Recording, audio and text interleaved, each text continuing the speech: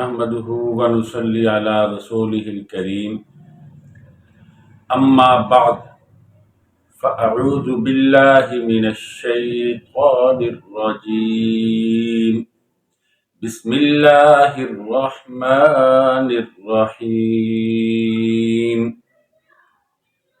ولا تهنوا ولا تحزنوا وأنتم الأعلون إن كنتم مؤمنين إن يمسسكم قرح فقد مس القوم قرح مثله وتلك الأيام نداولها بين الناس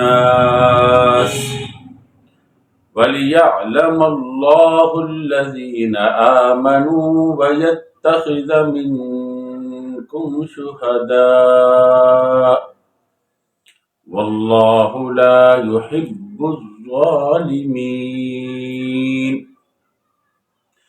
وليمحص الله الذين آمنوا ويمحق الكافرين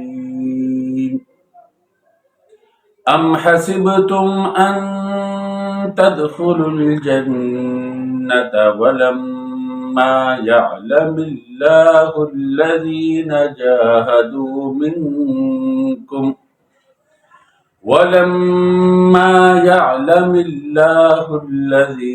جاهدوا منكم ويعلم الصابرين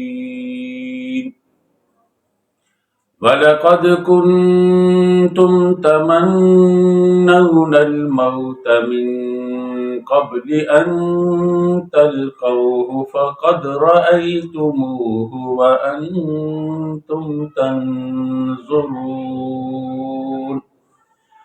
صدق اللہ العظیم۔ ان آیت مبارکہ کے اندر اللہ رب العزت نے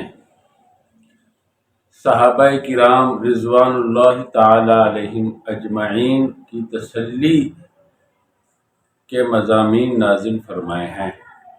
چنانچہ اللہ رب العزت فرماتے ہیں کہ تمہیں معلوم ہے کہ اللہ رب العزت ہمیشہ مسلمانوں کی مدد کرتے ہیں۔ تم نے گزشتہ حالات میں بھی دیکھ لیا ہے کہ اللہ رب العزت ایمان والوں کی مدد فرماتے ہیں۔ اللہ رب العزت ایمان والوں کو پسند کرتے ہیں۔ اللہ رب العزت کو وہ لوگ پسند ہے جو اللہ اور اس کے رسول صلی اللہ علیہ وسلم کی بات پر ثابت قدم رہتے ہیں۔ تو لہذا اگر تمہیں احد کے دن عارضی طور پر شکست ہو گئی، چونکہ 70 صحابہ کرام بڑے بڑے بہادر شجاع شہید ہو گئے، اور جو بچے ہیں ان کے اندر بھی بڑے زخمی ہیں، بڑی تنگی والے حالات پیدا ہو گئے تھے، تو تم یہ نہ سمجھنا کہ اللہ کی مدد جو ہے وہ مخالفین کے ساتھ ہے، کفار کے ساتھ ہے۔ نہیں، اللہ کی مدد مسلمانوں کے ساتھ ہے۔ تم اگر ایمان پر ثابت قدم رہو گے تو اللہ رب العزت تمہاری ہمیشہ تمہیں غلبہ دیں گے، تمہاری مدد کرتے رہیں گے۔ اگر کہیں عارضی طور پر جس طرح یہاں پر شکست ہوئی، اس شکست کی بھی بڑی حکمتیں تھیں، اور اس شکست کے اندر بھی بڑی بصیرتیں اور عبرتیں تھی۔ اور اگر کہیں ایسے عارضی طور پر شکست ہو جائے، وہ عارضی چیز ہے، انجام کار اللہ رب العزت ہمیشہ مسلمانوں کو غلبہ عطا فرمائیں گے اگر وہ ثابت قدم رہیں، اگر وہ ایمان کے جو تقاضے ہیں انہیں پورا کرتے رہیں۔ تو یہاں پر بھی ایسا ہی ہوا ہے۔ تو لہٰذا اللہ فرماتے ہیں وَلَا تَهِنُوا، وہن کا معنی ہوتا ہے کمزوری، فرماتے ہیں وَلَا تَهِنُوا، تم کمزور نہ ہو، وَلَا تَحْزَنُوا، اور غمگین نہ ہو، اس لیے کہ اللہ کی مدد تمہارے ساتھ ہے. تمہارے اندر کچھ لوگ قتل ہو گئے ہیں، اس کی جو مصلحتیں ہیں اللہ رب العزت نے کچھ یہاں بیان کر دی ہیں. اگر تمہیں بھی وہ مصلحتیں معلوم ہو جاتی پہلے تو تمہیں جو غم ہوا ہے وہ غم نہ ہوتا. وَأَنْتُمُ الْأَعْلَوْنَ، اور تم ہی بلند ہوگے. ان کنتم مؤمنین، اگر تم ایمان کے تقاضوں پر ثابت قدم رہے. وہ مصلحتیں کیا ہیں؟ ان یمسسکم کرہ، کرہ کہتے ہیں زخم کو، کرہ کہتے ہیں زخم کی تکلیف کو. اللہ رب العزت فرماتے ہیں اگر تمہیں زخم پہنچا ہے فقد مس القوم کرہ مثلہ، تو ان لوگوں کو بھی اسی کے مثل زخم پہنچ چکا ہے. بدر کے اندر احادیث میں آتا ہے جبرائیل علیہ السلام تشریف لائے تھے. انہوں نے فرمایا تھا کہ اللہ کے رسول صلی اللہ علیہ وسلم صحابہ سے پوچھ لیجئے اگر چاہو تو ان بدر کے قیدیوں کو قتل کر دو، اگر چاہو تو فدیہ لے کر چھوڑ دو. اگر فدیہ لے کر چھوڑو گے تو تم میں بھی آئندہ سال اتنے لوگ شہادت کے مرتبے پر فائز ہوں گے. شہادت تو مومن کا مطلوب ہے، مقصود ہے، اس لیے صحابہ کرام نے فرمایا ہمیں یہ قبول ہے، ہم ان سے فدیہ لے لیتے ہیں. ہم میں سے اگر لوگ اتنے شہید ہوتے ہیں تو یہ بہت عظمت کی بات ہے. تو اس لیے صحابہ کرام تو خود چاہتے تھے، مگر چونکہ ابھی زخم تازہ ہیں اور اپنے سامنے وہ بہادر صحابہ کرام جو ہیں شہید ہوئے ہیں وہ سامنے پڑے ہوئے ہیں، تو اس لیے رنج ہوتا ہے. اللہ رب العزت نے تسلی کا مضمون نازل فرمایا کہ بدر کے اندر تم نے بھی تو اتنے لوگ ان کے مارے تھے، اگر تمہیں تکلیف ہوئی ہے تو ان کو بھی تکلیف ہوتی ہے، مگر تمہیں اللہ کی رحمت کی امید ہے، ان کو کوئی امید نہیں ہے. تمہارے شہداء جیسا کہ ابو سفیان پہاڑ پہ چڑھ کر کہنے لگا تھا کہ بتلاؤ محمد صلی اللہ علیہ وسلم زندہ ہیں، کوئی آواز نہیں آئی. ابوبکر صدیق زندہ ہے، کوئی آواز نہیں آئی. فاروق اعظم زندہ ہے، کوئی آواز نہیں آئی. اللہ کے نبی صلی اللہ علیہ وسلم نے فرمایا فاروق اعظم رضی اللہ تعالیٰ عنہ سے ان کو جواب دو. اور فرمایا یہ دیکھو اللہ کے رسول صلی اللہ علیہ وسلم زندہ ہیں، ابو بکر بھی زندہ ہیں اور میں بھی زندہ ہوں.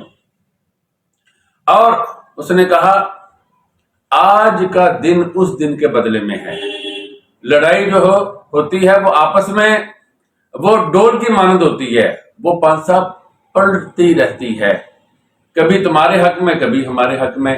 حضرت فاروق اعظم رضی اللہ تعالیٰ عنہ نے فرمایا، اس نے اس کے بعد کہا کہ ہم برابر ہو گئے. فرمایا نہیں، برابر نہیں ہوئے.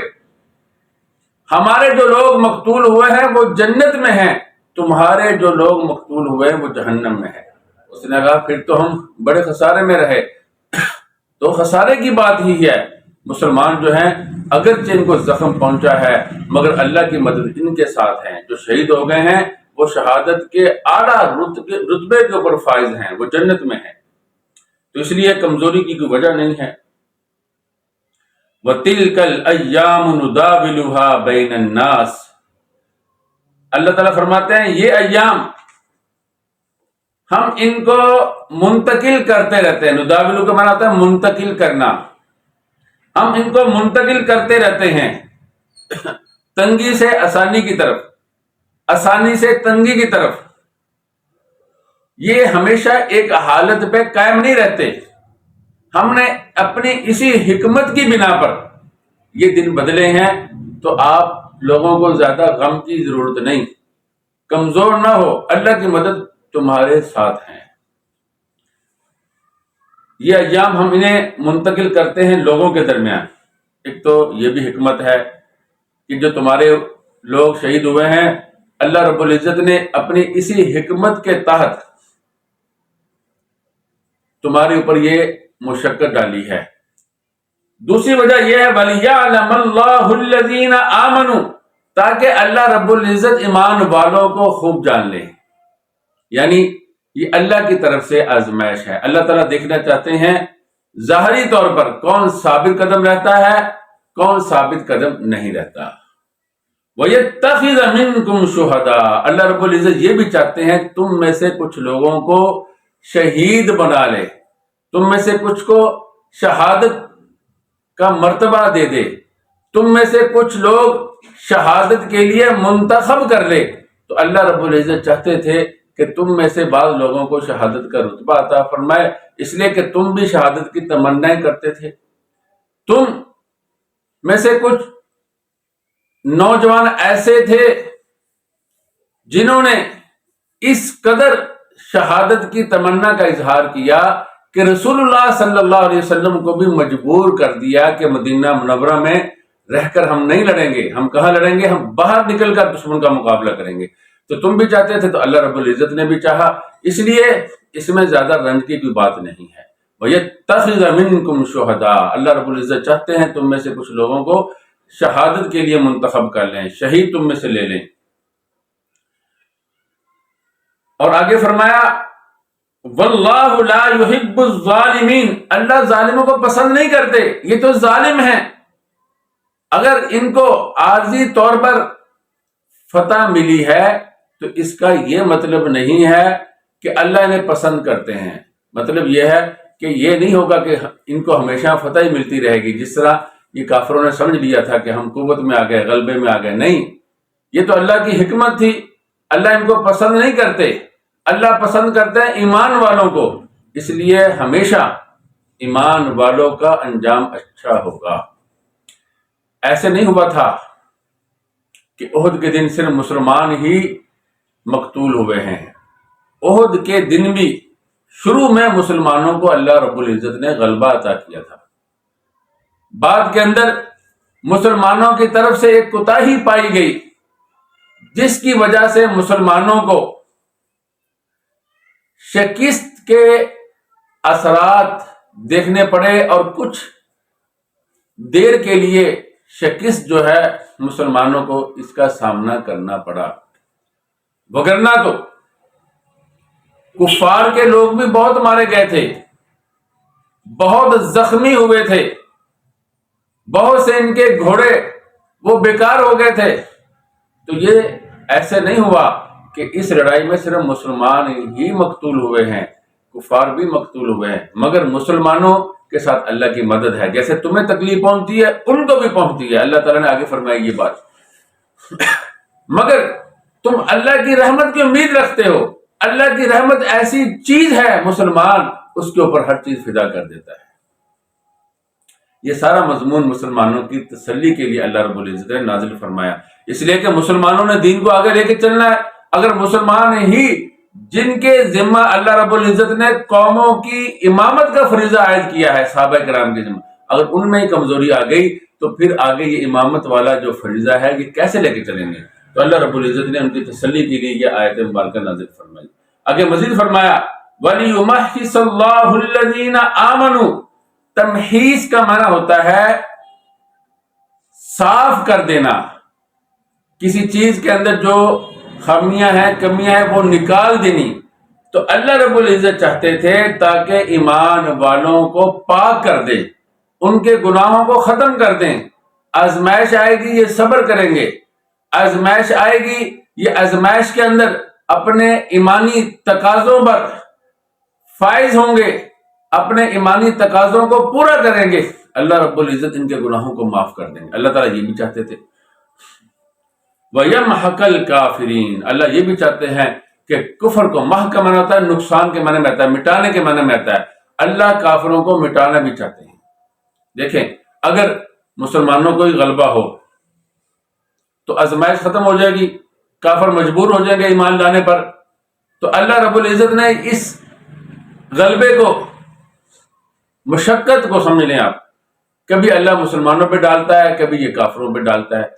اگر کافروں پہ ہمیشہ مشقت ہی رہے، یا تو یہ بھاگ جائیں گے، میدان میں نہیں آئیں گے، جب ان کو غلبہ ہوگا تو یہ دوبارہ بھی لڑنے کے لیے آئیں گے، جب دوبارہ لڑنے کے لیے آئیں گے اس وجہ سے کہ ان کو غلبہ ہوا ہے، تو اللہ رب العزت کفر کو اس طرح ختم کریں گے مسلمانوں کے ہاتھوں سے، مسلمانوں کے دلوں کو اس طرح شفا دیں گے، اور مدد اللہ کے مسلمانوں کے ساتھ ہوگی۔ یہاں تھوڑی دیر کے لیے اگر مسلمانوں کے اوپر محنت اور مشقت پڑی ہے اس کی وجہ مسلمانوں ہی کی کوتاہیاں تھی اور اللہ رب العزت کی چند یہ حکمتیں تھیں۔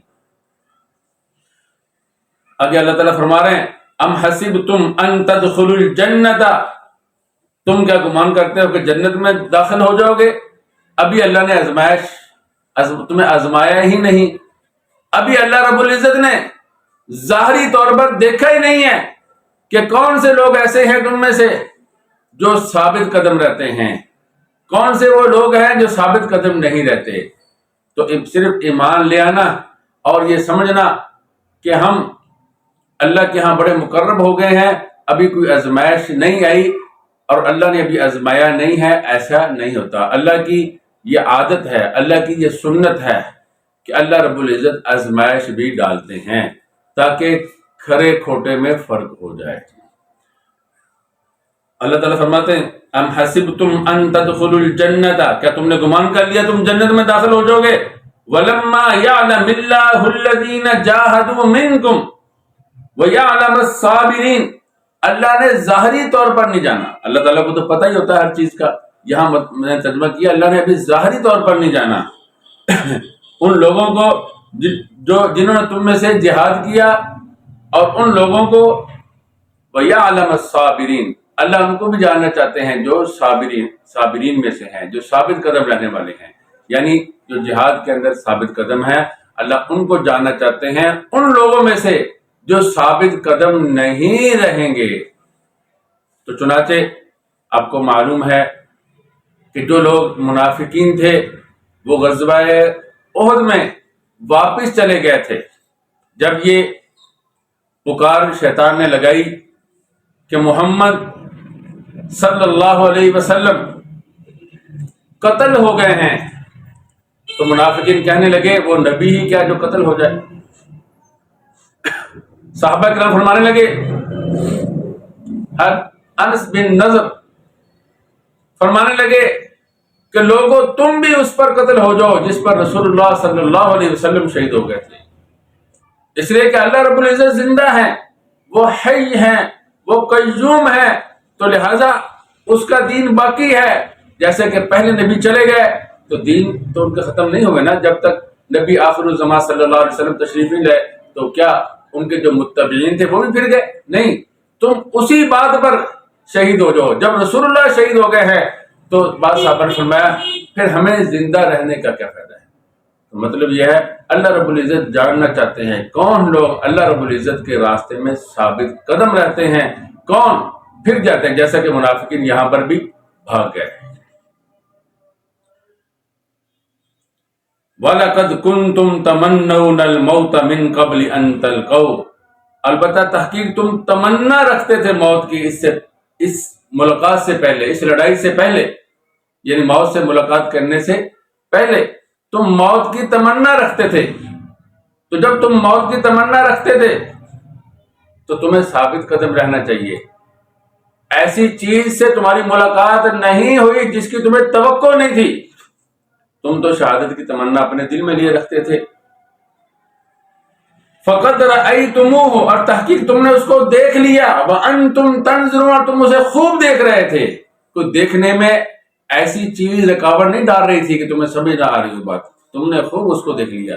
تو لہٰذا جو لوگ اس دن بھاگے ہیں اللہ رب العزت نے ان کو ایک خاص انداز میں ان کے اوپر عتاب نازل فرمایا کہ تم تو کہہ رہے تھے کہ ہمیں شہادت چاہیے، اب اللہ رب العزت نے تمہیں شہادت کا فیصلہ کیا دینے کا اور تم میں سے کچھ لوگ بھاگ پڑے، تو پھر تم کیوں بھاگ رہے ہو؟ تم اسی کو چاہ رہے تھے، موت کی تمنا کر رہے تھے، اللہ رب العزت نے تمہیں شہادت والی جو نعمت ہے، بڑی اونچی نعمت ہے کہ اللہ رب العزت تمہیں عطا کرے، جب تم نے اس کے اسباب کو دیکھ لیا پھر تمہیں بھاگنا نہیں چاہیے تھا۔ اور میں نے پہلے بتلا دیا تھا کہ صحابہ کرام جو بھاگے تھے وہ اس کی وجہ کیا بنی تھی؟ اس کی وجہ یہ بنی تھی، ایک تو دشمن اچانک اس نے پیچھے سے آ کر پہاڑی کے اوپر اللہ کے نبی صلی اللہ علیہ وسلم نے کچھ صحابہ کرام کو مقرر کیا تھا، ان میں اختلاف ہو گیا کہ اب تو فتح ہو گئی ہے، اب کھڑے ہونے کا فائدہ نہیں، حالانکہ اللہ کے نبی صلی اللہ علیہ وسلم نے فرمایا تھا وہاں سے ہٹنا نہیں ہے۔ تو جب وہاں سے ہٹ گئے، دشمن آگے سے بھی لڑ رہا تھا، پیچھے سے بھی اچانک اس نے حملہ کر دیا، تو مسلمانوں کے پاؤں اکھڑ گئے۔ اللہ رب العزت کو یہ پسند نہیں آیا۔ دوسرا اس لیے بھی اکھڑے پاؤں کہ شیطان نے بعض روایات میں آتا ہے کہ کچھ لوگوں نے یہ مشہور کر دیا تھا کہ رسول اللہ صلی اللہ علیہ وسلم شہید ہو گئے ہیں۔ تو صحابہ کرام میں یہ بات جب پھیلی تو انہوں نے کہا کہ ہم رسول اللہ صلی اللہ علیہ وسلم کی معیت میں لڑ رہے تھے، اب لڑنے کا کیا فائدہ؟ بعض لوگوں کے دل میں یہ بات آئی۔ دوسروں نے کہا نہیں، جس بات پر رسول اللہ شہید ہو گئے ہمیں بھی شہید ہو جانا چاہیے، ہمیں ان کے بعد زندہ رہنے کا کیا فائدہ؟ اس طرح کی باتیں کچھ ہوئی جس کی وجہ سے کچھ صحابہ کرام کے پاؤں اکھڑ گئے تھے۔ جب اللہ کے نبی صلی اللہ علیہ وسلم نے بلایا الیہ عباد اللہ، الیہ عباد اللہ، الیہ عباد اللہ، اللہ کے بندوں میری طرف آؤ، جہاں جہاں یہ پکار پہنچی صحابہ کرام دوبارہ اکٹھے ہوئے، پھر اکٹھے ہو کے لڑے۔ اللہ رب العزت نے صحابہ کرام کو فتح عطا فرمائی۔ تو اللہ رب العزت نے یہاں تھوڑا سا عتاب نازل فرمایا کہ تمہارے پاؤں اکھڑنے نہیں چاہیے تھے، مگر آگے آئے گا اللہ نے سب کو معاف کر دیا ہے۔ بلکہ انہی کی تسلی کے لیے اللہ رب العزت نے قرآن پاک کی بہت سی آیت مبارکہ نازل فرمائی۔ اب یہاں پر آپ کے ذہن میں یہ بات آئے گی کہ شہادت کی تمنا کرنا، جیسے کہ صحابہ کرام نے شہادت کی تمنا کی، اس کا سادہ لفظوں میں مطلب یہ بنتا ہے کہ کفار کو ہمارے اوپر غلبہ عطا ہو، کیونکہ شہادت کا مطلب کیا ہے؟ کفار ہمیں قتل کریں، تو یہ بات تو ٹھیک نہیں ہے۔ یہ تو اس معنی کے لحاظ سے کہ کافر غالب آ جائے، یہ تو معصیت ہے، کفر ہے، تو پھر کس طرح یہاں معنی بنتا ہے؟ اس کا جواب یہ ہے کہ شہادت کی تمنا کا خلاصہ یہ بنتا ہے کہ اللہ ہمیں ہمت دینا، قوت دینا کہ ہم صبر اور استقامت سے لڑتے رہیں، یہ مطلب بنتا ہے۔ اگرچہ شہید ہو جائیں، ہمت سے لڑیں، تو صبر کے معنی میں ہے کہ ہمیں ہمت اور ہمیں قوت عطا فرمانا۔ جیسا کہ آپ ایک عیسائی طبیب سے دوائی لیتے ہیں، تو آپ کس لیے لیتے ہیں؟ دوائی لینا جائز ہے، کیوں لیتے ہیں؟ بہت سے مسلمان جاتے ہیں امریکہ میں علاج کرواتے ہیں، تو کیا ان کو نفع نہیں ہوتا؟ نفع کی ہم نیت نہیں کرتے، ہم صرف اپنے علاج کی نیت کرتے ہیں۔ آج جو بھی چیز خریدیں عیسائیوں کو اس کا فائدہ پہنچتا ہے، یہودیوں کو اس کا فائدہ پہنچتا ہے، اس لیے کہ پوری معیشت کے اوپر عیسائی جماعتیں قابض ہو چکی ہیں۔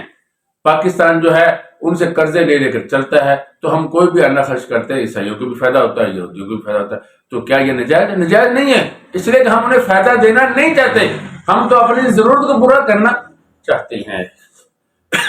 اسی طرح اگر کافر مسلمانوں کے کچھ لوگوں کو پکڑ کے آگے کر دے، تو مسلمان کیسے لڑیں گے ان سے؟ مسلمان اگر تیر مارتے ہیں تو وہ ان کو آگے کرتے ہیں۔ تو کیا کہا جاتا ہے کہ مسلمانوں کو چاہیے کہ وہ جتنا احتیاط کر سکتے احتیاط کریں، اپنے مسلمان بھائیوں کی نیت نہ کریں، ان کو مارنے کی نیت کریں۔ اگر پھر بھی کسی مسلمان کو لگ جائے گا تو وہ مسلمان کو اللہ رب العزت شہادت کا مرتبہ عطا فرمائیں گے۔ خلاصہ یہ ہے کہ بہت سی چیزیں ضمناً ثابت ہو جاتی ہیں مگر وہ مقصود نہیں ہوتی، اصلاً وہ ثابت نہیں ہو سکتی، ضمناً ثابت ہو جاتی ہیں، مقصود وہ نہیں ہوتی، مقصود کوئی چیز اور ہوتی ہے۔ تو اسی طرح شہادت کا مطلب یہ نہیں ہے کہ ہم یہ کہتے ہیں کہ کافروں کو غلبہ عطا کر، بلکہ یہ مطلب ہوتا ہے کہ اللہ ہمیں صبر عطا فرما، وگرنہ تو کافروں کے غلبے کی دعا کا مطلب تو یہ ہے کہ مسلمان شہید ہوں، مسلمان مقتول ہوں، یہ والا مطلب نہیں ہوتا کہ ہمیں قوت عطا فرما، ہمیں طاقت عطا فرما، ہم لڑتے رہیں، بے شک شہید ہو جائیں، لڑتے رہیں، یعنی اس میں صبر میں پختگی کی طرف اشارہ ہے۔ تو آج کے لیے اتنا ہی کافی ہے۔ آپ دیکھ لیجئے اللہ رب العزت نے صحابہ کرام کی تسلی کے لیے کتنی آیتیں مبارکہ نازل فرمائی ہیں، اس لیے اگر کہیں کمی کوتاہی بھی ہوئی تو وہ آگے چل کے آپ کو معلوم ہو جائے گا۔ اللہ رب العزت نے صاف لفظوں میں اعلان فرما دیا کہ اللہ نے انہیں معاف کر دیا۔ جو لوگ اب بھی صحابہ کرام کے بارے میں دل میں بغض رکھتے ہیں وہ اپنے ایمان کی خیر منائیں۔ صحابہ کا بغض اور ایمان ایک دل میں جمع نہیں ہو سکتے۔ دعا کیجیے اللہ رب العزت ہمیں ایمان کامل عطا فرمائے۔ وآخر دعوانا ان الحمد للہ رب العالمین۔